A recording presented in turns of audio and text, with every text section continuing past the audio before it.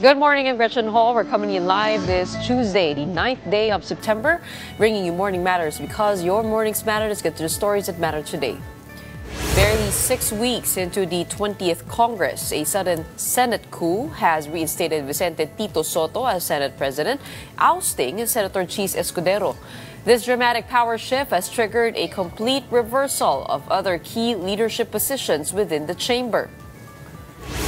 Contractors Sara and Curly Descaya have named officials from Congress and the DPWH, accusing them of extorting kickbacks as a condition for greenlighting public works projects. And the International Criminal Court will not proceed with the September 23 confirmation of charges hearing against former President Rodrigo Duterte. Pretrial Chamber 1 approved a delay in a September 8 ruling, citing a defense request that he is unfit to stand trial. Welcome to our program, Morning Matters, where we talk about the issues you need to know for the rest of your day. And first on the agenda, a major shakeup in the Senate. Senate President Chis Escudero is out and Senator Tito Soto is back as Senate President. And a swift change in leadership unfolded on Monday, setting off a wave of changes in key committee posts. Here is the report. As the Senate session resumed on Monday afternoon, a swift, quiet, yet dramatic political shift unfolded. I would like to move to declare the position of the Senate President as vacant, Mr. President. Without hesitation, in the very first minute of session, Senator Mig Zubiri moved to declare the post of Senate President vacant. No one objected. Is there any objection? Hearing none, the motion is approved. Chair will suspend session. Senate President Chis Escudero immediately stepped down. Zubiri then nominated former Senate President Tito Soto to once again lead the chamber. As Senate President, he always led with fairness and transparency. With Senator Soto as Senate President, the Senate is in good hands. Senator Lauren Legarda seconded the nomination. Soto went up the rostrum, took his oath, and it was Escudero himself who administered it. The two even embraced afterward. I, Vicente C. Soto III, having been elected to the position of Senate President, that I will well and faithfully discharge, to the best of my ability, the duties of my present position, so help me God. Congratulations, citizen. Thank you, sir. It wasn't just Soto who assumed new leadership. Some members of the minority suddenly found themselves in the majority. Senator Ping Lacson was sworn in as Senate President pro tempore, replacing Senator Jinggoy Estrada. Zubiri, meanwhile, took over a majority leader, replacing Senator Joel Villanueva. In an ambush interview, Soto confirmed that 15 senators backed him. This Senate will remain cooperative, but independent, balanced, transparent, and sincere. No direct explanation was given as to why Escudero was ousted. But in Soto's speech, the hint was clear: corruption. Our people are enraged of corruption. The failed flood control projects that's supposed to protect the lives, livelihood, and properties of our countrymen, the dilapidated classrooms for our students. Escudero, however, held no grudge. I serve at the pleasure, Mr. President, of the majority, and understand and respect the decision of the majority of my colleagues. I hold no grudges. I hold no ill feelings. I congratulate Senator Vicente Tito Soto III on his election as Senate President. Even after losing the leadership, Escudero still took pride in the Blue Ribbon Committee's investigations under his watch, pointing to high-profile hearings that unmask alleged corruption.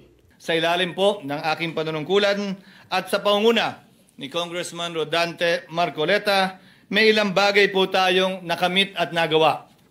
Nakapagsalita na ng bombo kaninang umaga si Congressman Toby Chanco at nabanggit lahat ng nais niyang sabihin hindi nasabi sa kabilang kamera.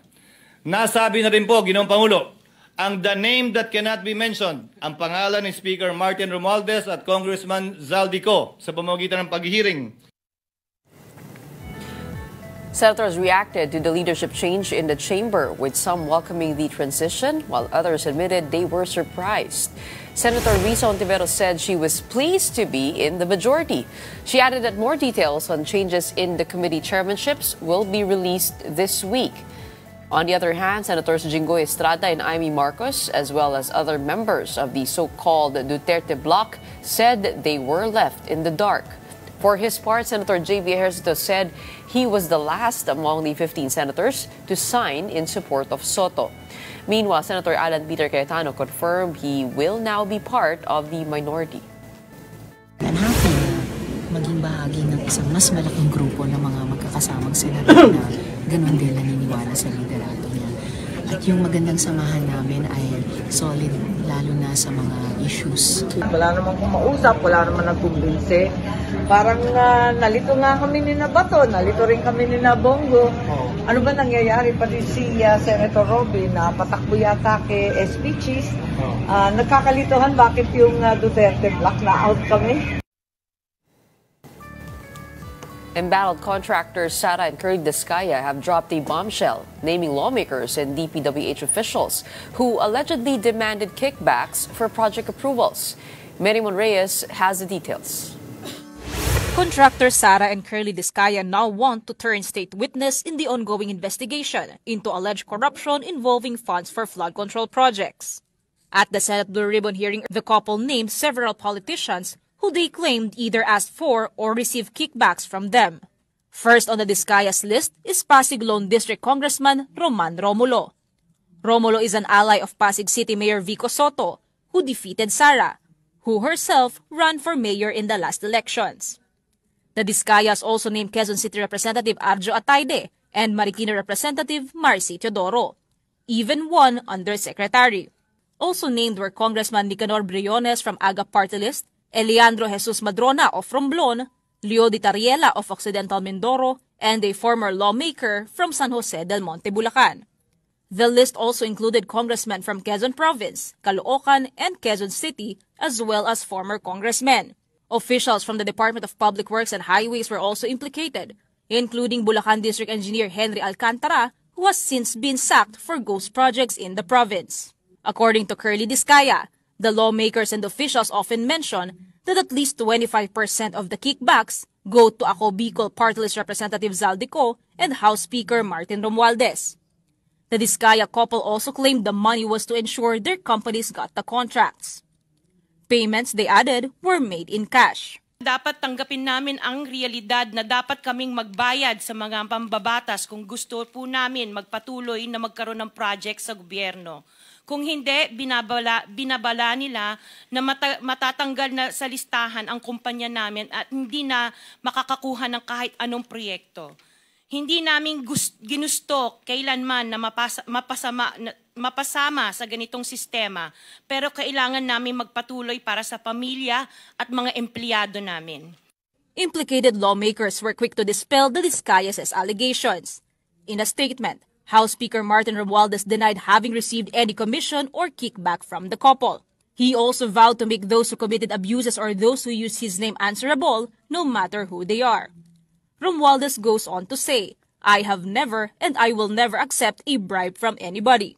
For her part, former San Jose del Monte Bulacan representative and now Mayor Florida Robes maintained her district has no ghost projects and their structures are world-class. Marikina City Representative Marcy Teodoro calls his inclusion in the list a demolition job. Noong isang linggo na pinondohan pa, ako nakikita ko.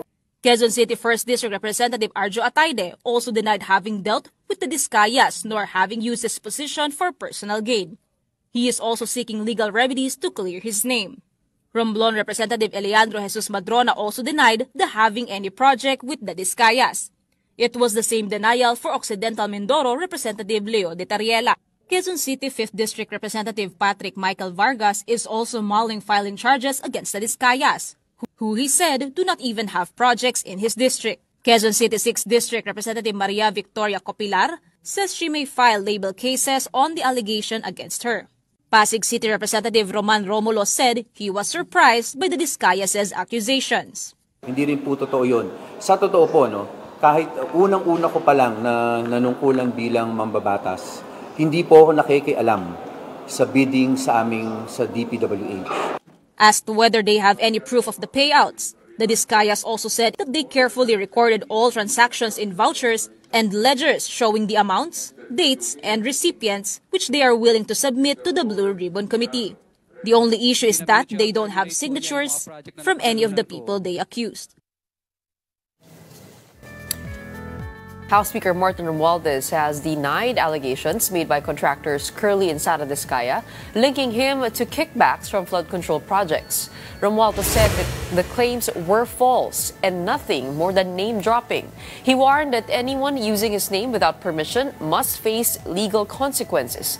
Meanwhile, Ako Bicol Party List Representative Zaldi Co also denied the allegations. Co dismissed the accusations as hearsay and politically motivated. He stressed that the 2025 General Appropriations Act underwent proper certification and approval from both chambers of Congress. The Bureau of Customs said it has found discrepancies in documents submitted by couple Curly and Sara Diskaya regarding the luxury vehicles they surrendered. Officials reported that at least 8 of the 28 cars had no entry records. Certificates of payment to prove proper taxes and duties were also missing for several units. The Diskayas earlier claimed they were buyers in good faith, saying they had purchased the vehicles from authorized local dealers. There are missing entries, no? Meron tayong mga ganong findings. Meron tayong mga documents na hindi natin nakikita sa ating system. That really creates a strong presumption that the goods were unlawfully imported. And coming up, Congressman Toby Chanco accuses Ako Bicol Party List Representative Zaldi Co of overseeing the insertions of up to 13.8 billion in the 2025 national budget. Let's discuss this with Congressman Toby himself when Morning Matters returns after a quick break. Keep it here on One News.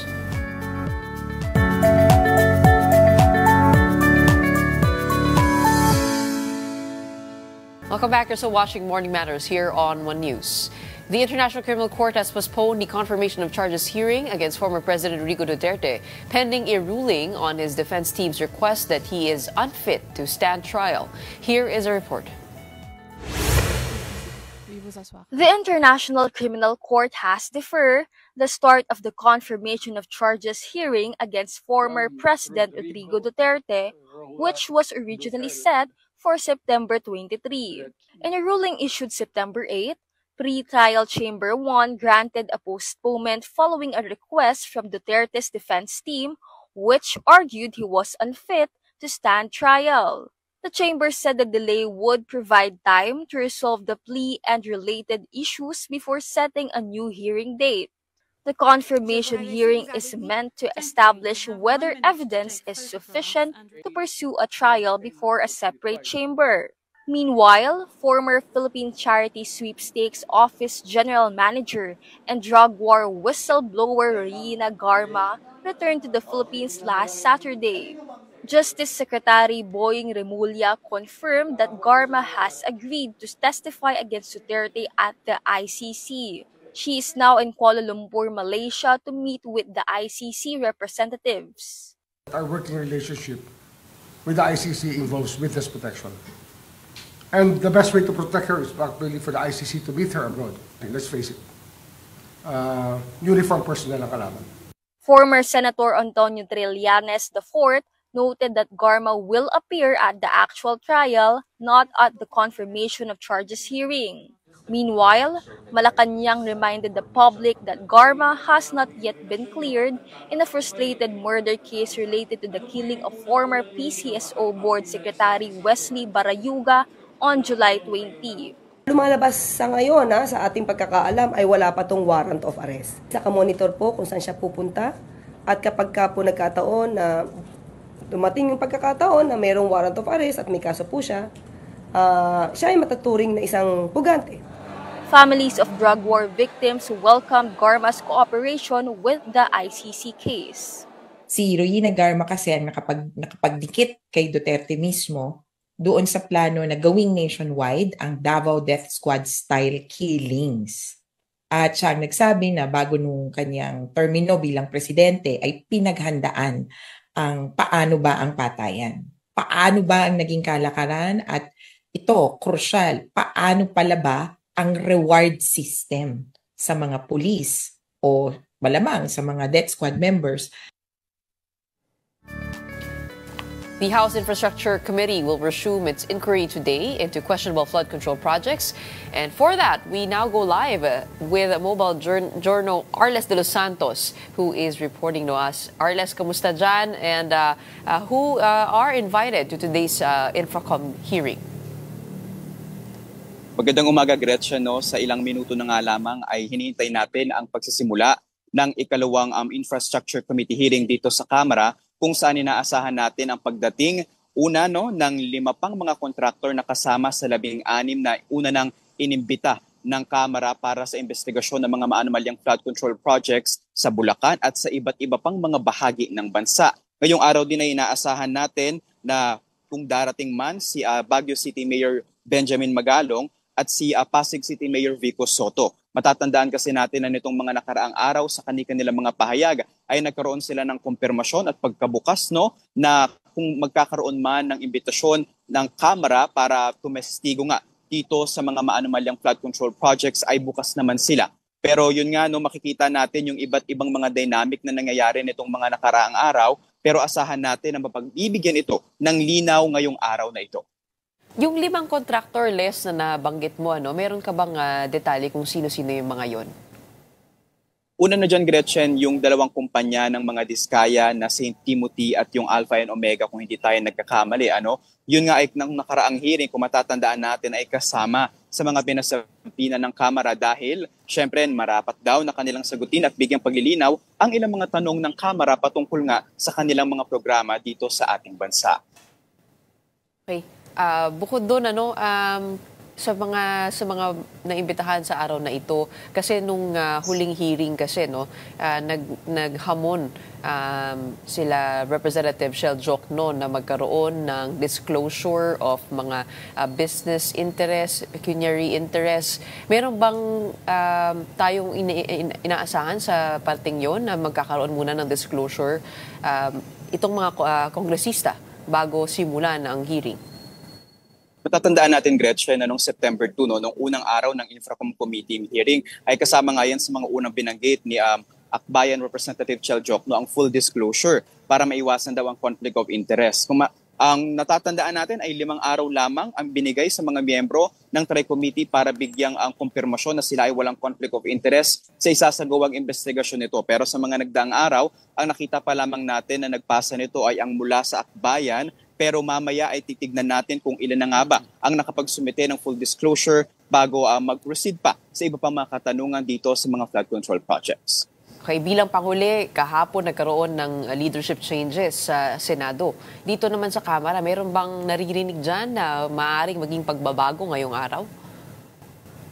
Kahapon, Gretchen, kasunod ng naging kudeta nga na tinatawag sa Senado, ay inasahan kung magkakaroon din ba ng pagbabago sa Kamara dahil nga sa mga naging pahayag ng mga diskaya sa Senado na iniuugnay itong si House Speaker Martin Romualdez sa mga anomalya at mga bulungan at mga syempre kontsabahan daw sa mga palitan ng mga pera dito sa flood control programs. Kasama nga yan actually pati si Representative Saldico, pero so far wala namang nangyaring ganoon. May ilang umaasa na ganoon ang mangyayari at may mga bulong-bulungan, pero so far pati sa mga pahayag ni House Speaker Martin Romualdez ay wala namang pagbabago. Actually, nag-send pa nga siya ng regards at pagbati sa bagong Senate President na si Tito Soto. Ay, mukhang marami tayong aabangan sa hearing ngayong araw. Dadalo yung 5 kontraktor na banggit mo. Isa dyan yung St. Timothy and Alpha and Omega. At kasama na dyan yung 2 mayor na napaka-vocal sa issue na ito, si Mayor Benjamin Magalong at si Mayor Vico Soto. Aabangan natin yan, yung hearing na yan. Magsisimula na ng 9 o'clock. Tama ba? Tama, Gretchen. Alright. Okay, maraming salamat sa paunang balita mula dyan sa House of Representatives. We have Arles de los Santos, Mobile Journal, reporting live from the Batasang Pambansa.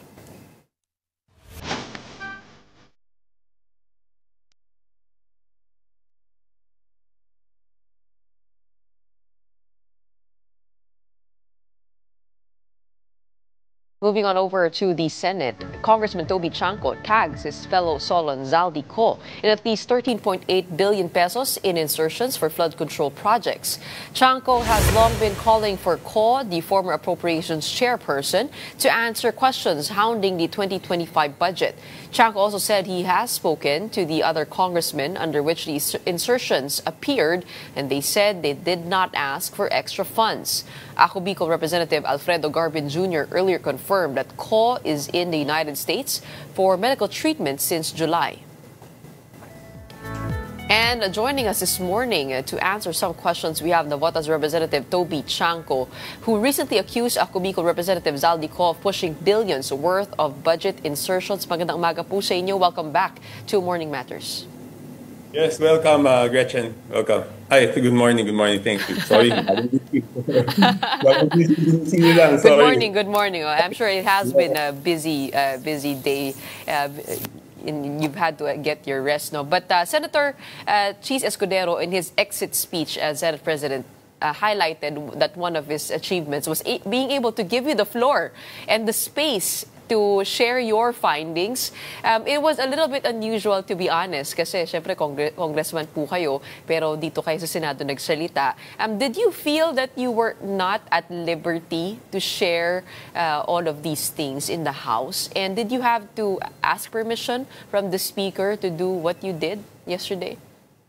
No. Okay, number one, di ba kitang-kita naman sa video noon na gusto kong ipakita yung USB na kasi baka sabihin lang nag-invento lang ako ng numero para pakita ko na talagang detalye yon. At hindi nila ako pinayagan. And then, nang nakita ng Senate Blue Ribbon Committee and they were interested to know kung ano yung laman ng USB, inimbitahan po ako. So ako naman punta. Hindi ko naman kailangan magpaalam sa kahit sino man para magpunta sa isang imbitasyon, di ba po? Oo, pero anong naramdaman ho ninyo dun sa takbo ng mga hearings sa Kongreso? Parang meron po bang sadyang pag-iwas dito sa mga budget insertions at sa usaping budget? Yes, di ba kung makikita mo, sabi nila there will be no sacred cows. Pero hindi naman kami pwede summon na isang congressman na mag-testify o maging witness o maging resource person kung ayaw niya. So, ibig sabihin, how can there be no sacred cows kung ang congressman ay hindi pwedeng imbestigahan? So, ibig sabihin, exempted yung congressman, di ba po? Okay. At yun na nga po, no? Dahil nga rin dun sa mga naging usapin, sabi rin ni Senate President Chis Escudero, ay one of his achievements is nasabi na yung pangalan ng the name that must not be mentioned, referring to Speaker Martin and Congressman Zaldi. In your opinion, with the revelations that we are seeing, not just from you, but also from the contractors, do you think that there is a possibility that the two could be tagged as the most guilty? No, let us wait for that. Let us not preempt the... totoo ba na pupunta inimbitahan si Mayor Magalong at si Mayor Vico mamaya? Is it Tama true? ho. Mukhang pupunta po sila sa House hearing, sa Infracom hearing. Okay, di pakinggan po natin yung testimony ng dalawa. Yun na siguro pinaka mabuti. Kasi, di ba, isipin mo naman, there are so many absurd accusations against me. Sabi, kaya ko lang daw ginawa ito dahil gusto ko mag-speaker. Si Governor Bones Dolor nakatabi ko, gusto ba mag-speaker nun? Governor, paano naman mag-speaker yun? Governor nga yun. Ibig sabihin, ginawa niya rin yung sinabi niya dahil gusto niyang maging speaker. And yung sa kanya, mas direkta. Sinasabi niya na lahat ng mga palpak na proyekto, SunWest lang ang gumawa na dating kay Sandy ko na supposedly nag-divest siya. Mas direct pa nga yung sinasabi ni Gov. Bones Dolor. Ibig sabihin, gusto ba ng leadership position sa House? Wala naman yatang connection yun. Pero kayo na rin po nagsabi, no, parang let's not spare the lawmakers or politicians involved here at wag lang yung DPWH yung kumbaga parang pinag-uusapan dito. Yes. Pero so paano po kaya natin what is the level of culpability here ng ating mga congressmen? Kasi kayo po ang nag-focus dun sa mga insertions, ano po yan? Kasi I'm trying to figure out who is the most guilty. Kasi itong mga contractor nag-a-apply as state witness. So what are your thoughts on that?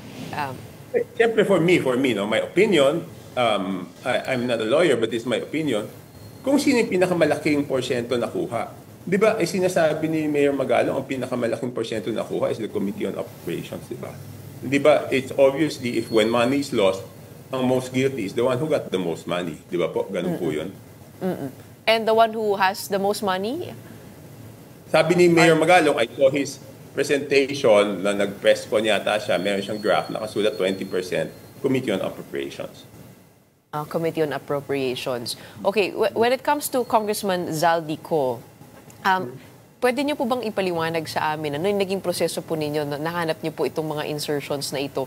I understand isa-isa niyo pong hinimay kasi kayo rin po meron din po kayong request na you mentioned about 1.1 to 1.2 billion pero ang pumasok na request is 529. How did you get led to the figures? Okay, ganito yan. Sorry, I have to be in a rush no, kasi I have another interview. Ganito po yan.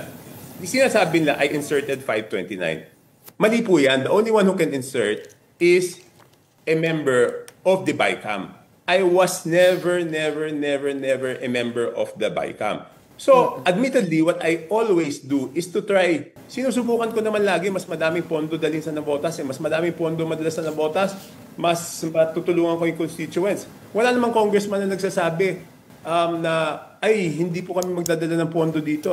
Lahat ng congressman, sasabihin sa kanyang constituents, susubukan namin magdala ng mas maraming pondo dito sa ating lugar. So, ang ginawa ko, naghingi ako ng additional na 1.269 billion. Ang na-approve ng BICAM is 529 million. So, ibig sabihin, aprobado ng BICAM yung 529 million. Ako po ang nag-request nun. Di ba po? And you have to understand, Gretchen, bakit ba yung nabot? Mas nakakapagtaka kung nabotas ako at hindi ako mag-request ng flood control projects. Or mas nakakapagtaka kung nabotas representative ako na hindi pinakamalaking pondo ang hinihingi ko for flood control. Kayo naman, tagal nyo na sa news, di ba? We are very flood prone. Lagi kami may problema sa baha. Ang sabi ng ibang tao, ba't hindi ma-resolve bahan ng kompleto? Because nga, unti-unti lang ang paghingi ng pondo. Alam mo naman kung hindi ka malapit sa administrasyon, hindi ka makahingi. This is my fifth term in Congress. Yung first 3 terms ko, hindi po ako kampi ng administrasyon. Paano ako makakakuha? Imagine, my fourth term, yan nga, yung example ng 2025 budget, perceived, isip nila, malapit ako sa administrasyon, I request for 1.269 for my constituents, validated by DPWH, and ang nakuha ko lang is 529, di ba?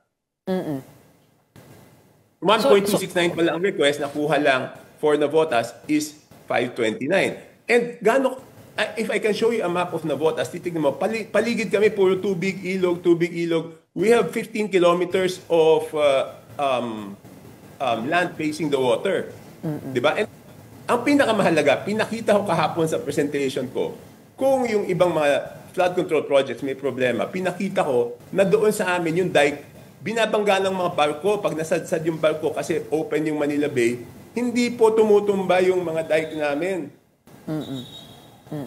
Oo, pero sabi nga ni Congressman Garbin, we also had him on the show, yung mga nakakuha ng kontrata ay yung St. Timothy Construction Corporation and Sims Construction Trading. Oo. Yes, I have to sorry. Okay, number 1, hindi ako nakikialam sa kahit anong bid. Number 2, hindi ko tinatanong yung DE kung sino ang nanalo. Number 3, ngayon lang ako nagtanong nung lumabas yung top 15 kung meron bang kontrata itong top 15 sa Navotas. Nalaman ko meron. Number 4, tinanong ko sa DE kung kamusta yung mga proyekto ng mga to. So maaaring sa ibang lugar may problema sila. Sa Navotas sabi ng DE, wala. Number 5, I was very transparent. Pinakita ko kahapon sa Senate yung projects nung St. Timothy at nung Sims, no? Number 6, sinasabi niya yung kontrata ng mga ito is part of the 529 na nadagdag sa budget. Hindi po totoong part of the 529. Nung hinanap ko yung kontrata nito, nahandong pala sa original NEP. So, puro mga kasinungalingan, nalilito na sila humanap ng kasinungalingan para lang pagtakpan si Congressman Saldico. So, pinakita ko yung accomplishment nun. So, posibleng may problema sila sa ibang lugar. But sa Navotas, ano magagawa ko? Kasalanan ko ba na wala silang problema doon sa Navotas? Okay, dahil po ito po ay na-approve yung 529, ibig sabihin yung pangalan niyo po ang nakalagay doon sa records as the proponent of the 529. Sa records, ang proponent is ako at ang congressional district is Navotas. Di ba? Kaya sabi ko, yun nga, sigurado ako na tama yung 13 point something billion na si Saldico ang proponent at tinatanggi naman ng mga congressman na kung saan napunta sa kanila na sila ang humingi nun. Di ba? So, ibig sabihin, pinaradahan o sinagasaan sila ng proyekto. Okay. Okay, gaya po ninyo, yung mga tinag din po ng mga diskaya dun sa kanilang mahabang listahan na kongresista at mga lawmakers, yun din po, parang sinabi rin po nila na they've never dealt with the Diskaya couple, hindi sila nakikialam sa DPWH projects, at kahit si Speaker mismo sinasabi, ginagamit lang yung pangalan po niya.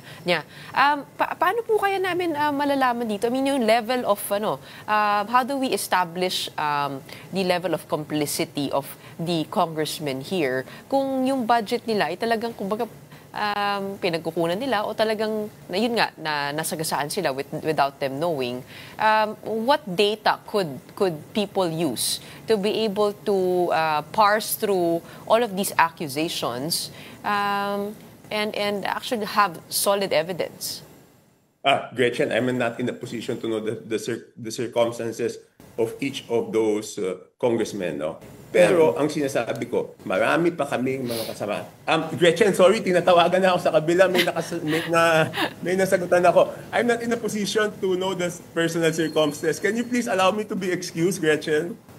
Sige, wala akong problema. Pero thank you so much for answering our questions. Alam ko na late ako sa inyo. Hindi ako nagising on time. Pasensya na. Okay. Medyo bitin nga lang, no? We hope to have you again next time. But in the meantime, maraming salamat po. We have Congressman Toby Chanco. Of course, he's fresh from that Senate hearing on flood control projects yesterday, talking about all the accounts that he saw, the budget insertions, tagging, of course, the former House Appropriations Chair, Congressman Zaldico. All right, maraming salamat, Congressman Toby. In the meantime, stay tuned. We'll just take a short break. Morning Matters will be right back.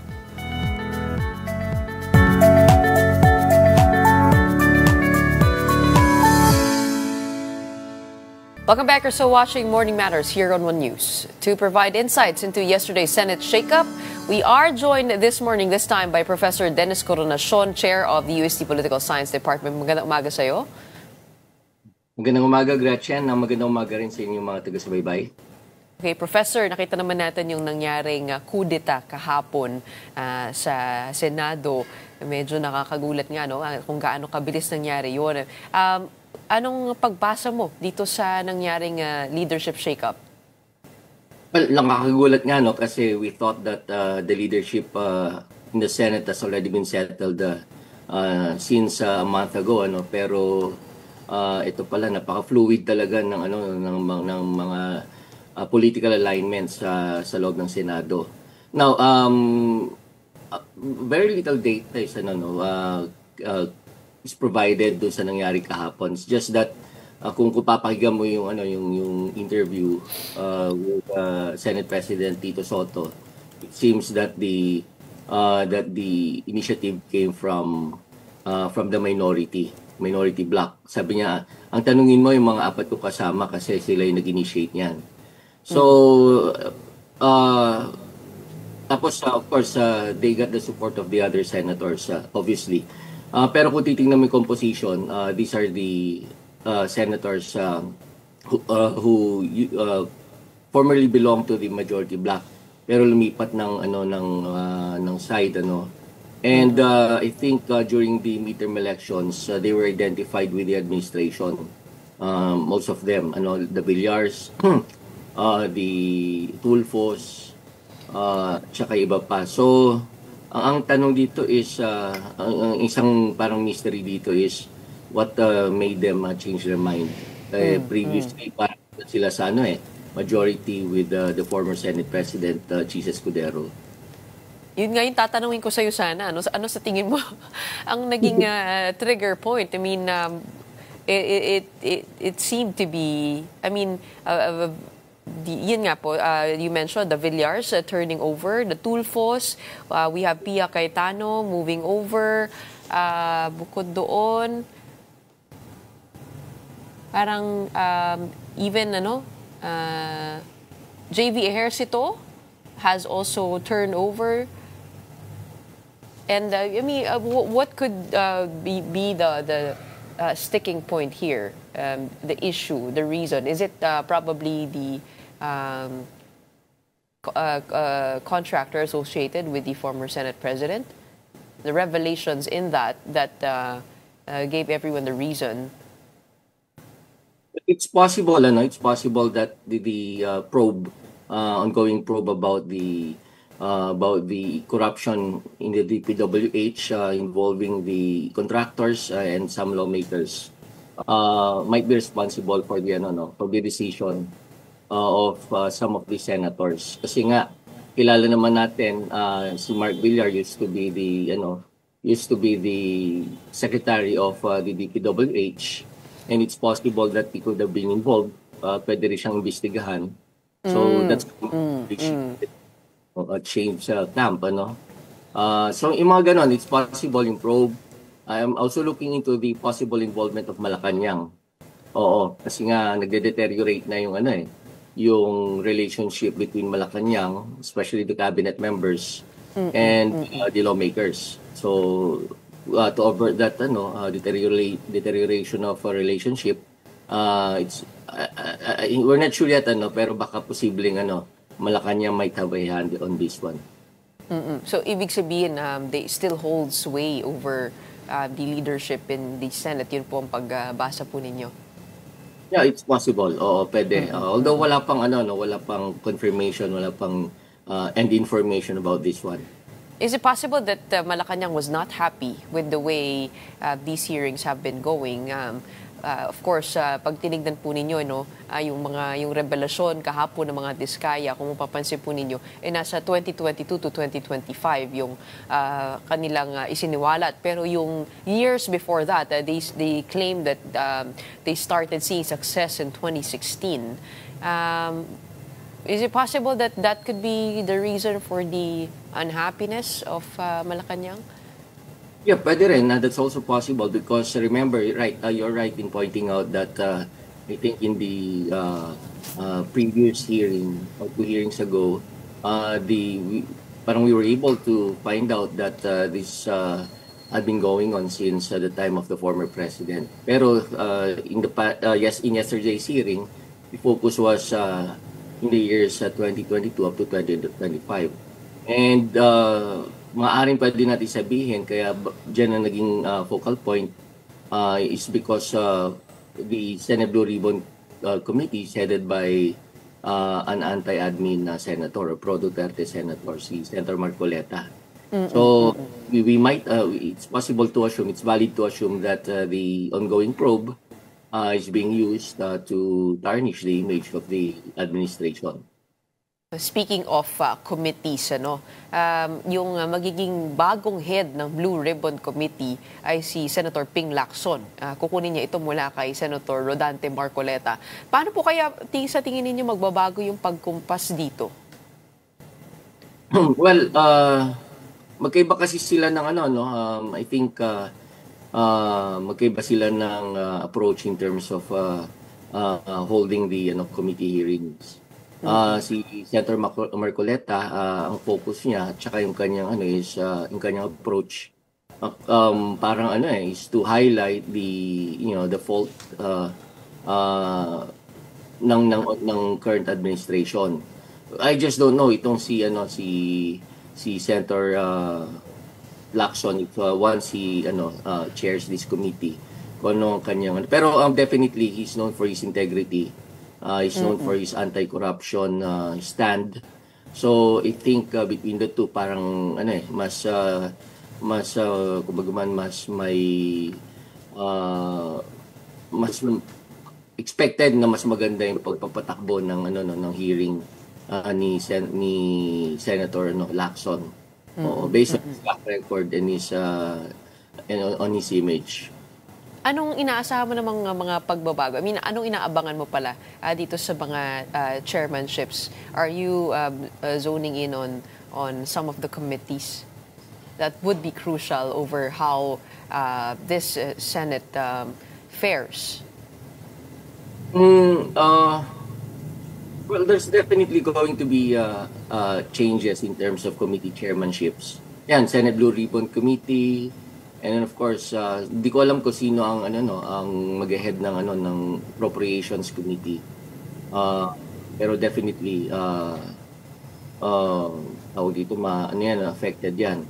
Pero I think more than the committees, ako mas interesado ako if the current Senate leadership is going to revive the impeachment of the Vice President. Correct. Kasi ngayon naka-archive siya sa ngayon. Right, that's right. So, alam naman natin ang stand ni Senate President Tito Sotto at the very beginning, nung na-elect siya, he's really bent on pushing for the impeachment trial. So, tingnan natin if that's going to be revived. Ako, tingin ko ma-revive yan under his leadership. And magbabago tingin ko yung decisions ng Senate Impeachment Court kung matutuloy on specific issues. Okay. Isa sa mga napansin din ng mga tao, ito finally magkakasama na si Senator Bam, Senator Kiko, Senator Rizzo Ontiveros dito. What do you expect from this bloc? Well, they're part of the majority now, unlike in the under the previous leadership, divided sila, although the people expected them to be part of the minority. Pero si Senator Bam and Senator Kiko, they joined the majority. And I think the obvious reason for that is they would like to see to it that the campaign promises they made would be fulfilled. Pero ito nagkaroon ng realignment, they're part of the majority now, so there's no that was already been resolved. Kung whether or not kaya ba nilang i-deliver yung promises nila during the campaign period, think ko mangyayari na yon nang hindi nagiging hadlang yung yung Senate leadership. Actually, naisip ko rito kasi parang naging practical sila dito sa kanilang pagpili nung kanilang Senate President para makuha nila yung mga gusto nilang komite. And nakuha naman nila.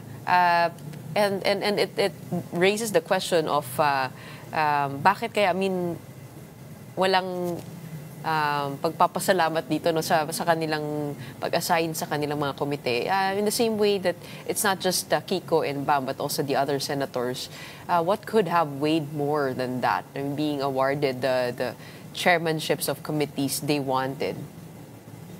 Well, yun nga, I think it's just more than the committees, kung pino-consider nila. I think it's they may have considered some other factors in realigning, in shifting their allegiance from the previous leadership to the current leadership.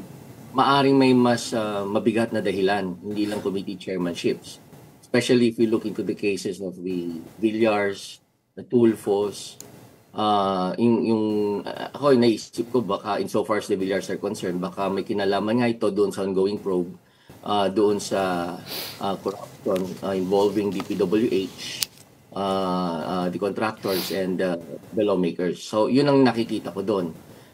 Tapos there are some ibang siblings naman, family members, I think nag-hedging sila, yung isang kapatid nandoon sa si Senator Alan Peter Cayetano, he continued to support for the previous Senate President. Samantalang yung sister niya naman lumipat sa kabila. So interesting rin yun, even the Ejercitos, the Estradas, yung isa na si JV nandoon sa bagong leadership, samantalang si Jinggoy naman sa lumang leadership. So I don't know, we still have yet to know the exact reasons why they have to pero at the moment, ang tingin natin, the ongoing probe has something to do with it. And possibly, Malacanang might be flexing its muscle already. Palagay po ninyo, tataas ba ang approval rating ng administrasyon at ng presidente dahil sa flood control probe? Is this going their way? I mean, kahit napag-usapan po natin kanina na it looks like Malacanang seems to be unhappy with some things. That is your, of course, one of your analyses, no? Tingin nyo, this is helping them, the flood control probe? Because I remember during the time that Senator Chis Escudero was elected as Senate President, usap-usapin din na pagkatapos ng halalan, naging malakas yung Duterte block dahil din sa impluensyang naipakita nila noong midterm elections. Ngayon, nagbabago na po ba yung ihip ng hangin? Lumalakas na muli itong administrasyon? And is this flood control probe giving everyone sending shivers down people's spines? Well, we have yet to see the latest survey results from the major survey firms like Pulse Asia, SWS, Okta, and the others. Pero based on the social media reactions posts, it seems that the ongoing probe, which was initiated, actually the probe was not initiated by the president, but he was the one who called out the discrepancies in the 2025 budget, as well as yung plight of the common Filipinos during the past month or two months ago na floodings. So he was the one who called out DPWH, yung lawmakers di pa niya pero siya yung nagsabi, para siya naging whistleblower dun sa problema sa 2025 budget, tapos yung kawalan ng hindi pagiging effective ng flood control projects, and it was soon discovered na most of which were ghost projects. So I think pag lumabas na siguro yung mga resulta ng mga surveys, baka favorable to the administration, kasi nga mataas yung support based on yung mga social media posts, reactions, napakataas na suporta ng mga Pilipino doon sa ongoing probe. At saka nadidismaya sila doon sa, so far kasi ang biniblame dito is not Malacanang, kundi yung mga lawmakers, contractors. So Malacanang is spared from mercy. So I expect that once the survey results are out, the president's survey numbers might go up. Dennis, ano inaasahan mo naman sa House leadership? Kahapon nga, yung kudeta nangyari. Ngayon, we have the House Infracom probe. Do you expect changes in the leadership? Mukhang may lamat kaya yung presidente, yung Malacanang, at pati na rin si House Speaker, with the way things are going. Usap-usapin din yan online, ano? Kahapon, after we saw the leadership change in the Senate, yung sumunod na tanong are we also going to see a leadership change in the House? Well, so far wala pang ugong-ugong but there are some lawmakers whose names were mentioned in the Senate probe na parang sila na defensive sila, and it's possible that they might they might ask their own leadership to do something about it. Siguro kapag hindi nakapag-react agad o hindi nakapag-respond agad si Speaker Martin Romualdez doon sa mga nangyari sa Senado, at dumami ang dissatisfied sa kanyang leadership, there might be a possible shake-up. Kaya nga lang, the difference between the Senate and the House is very big. Bawa, napakakonti lamang ng mga, there are only 24 senators. So that's why anytime parang if you're the Senate President, you cannot feel confident, you cannot be complacent, kasi napaka-fluid ng alignment, realignment dyan sa Senado, given the small number of senators. Pero in the House of Representatives, I think they're 300 plus. So medyo if you already have more than the majority, parang ang hirap ligawan mahirap magkaroon ng political realignment and sa Senado merong from the very start of the 20th Congress, meron agad challenger na mabigat kay former Senate President Chis Escudero. Pero dito naman sa House, parang wala namang walang mabigat na challenger sa leadership niya ni House Speaker Romualdez, except of course si Congressman Chanco, Toby Chanco. I think he was one of those whose names were mentioned as a possible challenger. Contender. Okay, mukhang aabangan natin yan, ano? Hindi sila ganun ka-level niya, ni Senator Tito Soto. Well, just like what Congressman Toby Chanco told us this morning, we shall await for the testimonies of those who are about to appear in the House Infracom probe that is coming at 9 in the morning today. So let's see where this will go. Maraming salamat for your analysis and for weighing in with us here on Morning Matters. We have Dr. Dennis Coronacion, Chair of the UST Political Science Department. Thank you. As you mentioned, the Infracom probe is beginning at 9 in the morning at the Batasang Pambansa, and we will be covering that all day here on One News. So please do stay tuned. In the meantime, that wraps up today's episode of Morning Matters. We hope we've given you the right start to your morning. Let's go ahead and make the day matter. My name is Gretchen Ho. We are One News, all sides, all the time.